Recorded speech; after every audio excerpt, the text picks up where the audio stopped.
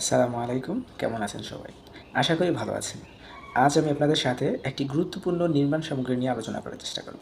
সাধারণত আমাদের বাসাবাড়ি নির্মাণের ক্ষেত্রে সিমেন্ট একটি অতি গুরুত্বপূর্ণ নির্মাণ সামগ্রী। তবে এই নির্মাণ সামগ্রীটি কিনতে গিয়ে অজ্ঞতার পরিচয় দিয়ে থাকি আমরা।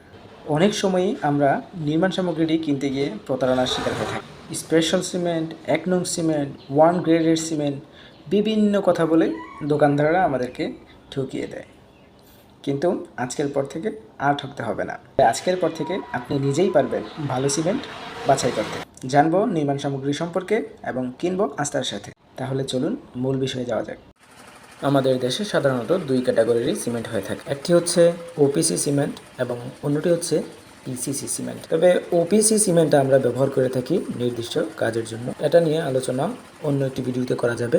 তবে আজকে আলোচনা করব পিসিসি সিমেন্ট নিয়ে, কেননা আমরা আমাদের বাসাবাড়ি নির্মাণের ক্ষেত্রে বেশিরভাগ পিসিসি সিমেন্টটাই ব্যবহার করে থাকি। বস্তার গায়ের লেখা থেকে আপনাকে চিহ্নিত করতে হবে আপনার সিমেন্টের কোয়ালিটি।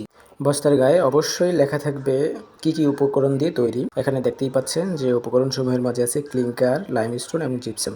তো অনেক ক্ষেত্রে বা ফ্লাই অ্যাশও ব্যবহার করা হয়, তবে আমরা আজকে দেখব যে শুধু ক্লিংকার দেখে আপনি কিভাবে চিহ্নিত করতে পারবেন যে আপনার রিকোয়ারমেন্ট অনুযায়ী আপনি সিমেন্টটা পেয়েছেন কিনা। সিমেন্টের গায়ে অবশ্যই দেওয়া থাকবে উৎপাদন ডেটের উপর বিবেচনা করে আপনি বুঝতে পারবেন যে আপনার সিমেন্টটি কবে উৎপাদন হয়েছে এবং আপনি কয়দিনের মাঝে এটা ব্যবহার করতে পারবেন। তো চলুন তাহলে আমরা ক্লিংকার সম্পর্কে জেনে নেই।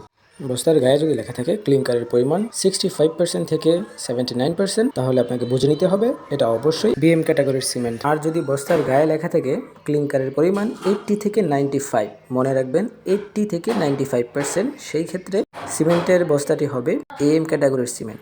বাজারে বিএম ক্যাটাগরির সিমেন্টের তুলনায় এএম ক্যাটাগরির সিমেন্টের রেট একটু বেশি থাকে। তবে পিসিসি সিমেন্টের মধ্যে এএম ক্যাটাগরির সিমেন্ট বিএম ক্যাটাগরির সিমেন্টের চাইতে তুলনামূলক ভালো হয়ে থাকে। তবে আমাদের মাঝে একটা ভুল ধারণা রয়েছে যে ক্লিংকারের পরিমাণ বেশি হলেই সিমেন্ট ভালো হয়ে থাকে। না, এটা শুধু ক্লিংকারের উপর নির্ভর করে না, এর সাথে যে উপাদানগুলো রয়েছে clinker, slug, fly ash, limestone, বিভিন্ন উপাদানের সংমিশ্রণ এবং কাজের কোয়ালিটি কন্ট্রোলের উপর নির্ভর করে একটা সিমেন্ট কতটা স্ট্রং হবে। আর যদি বস্তার গায়ে লেখা থাকে ক্লিংকারের পরিমাণ 95% থেকে 100%, এই ক্ষেত্রে আপনাকে বুঝতে হবে সিমেন্টটি ওপিসি সিমেন্ট। ওপিসি সিমেন্ট আমরা নির্দিষ্ট কাজের জন্য ব্যবহার করে থাকি। আজ এই পর্যন্তই। ধন্যবাদ সকলকে। ভালো থাকবেন, ভালো রাখবেন আপনার পরিবেশটাকে।